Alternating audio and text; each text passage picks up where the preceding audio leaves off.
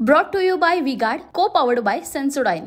देशातील कांद्याचे दर नियंत्रणात ठेवण्यासाठी केंद्र सरकारने डिसेंबर महिन्यात कांद्यावरती निर्यात बंदी घातली होती। ही निर्यात बंदी 31 मार्च पर्यंत असेल असं केंद्र सरकारकडून सांगण्यात आलं होतं। मात्र त्यानंतर ही निर्यात बंदी जी आहे ती 31 मार्च नंतरही कायम ठेवण्यात आली। एकीकडे देशात लोकसभा निवडणुका सुरू असताना दुसरीकडे मात्र केंद्र सरकारच्या वाणिज्य विभागाने गुजरातमधील पांढरा कांद्याला निर्यातीसाठी परवानगी दिलेली आहे।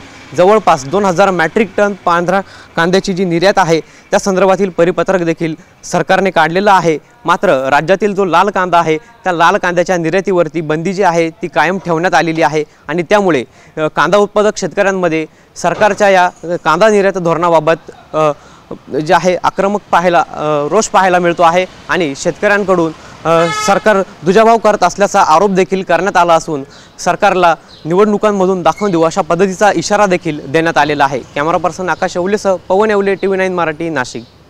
Brought to you by V-Guard, co-powered by Sensodyne.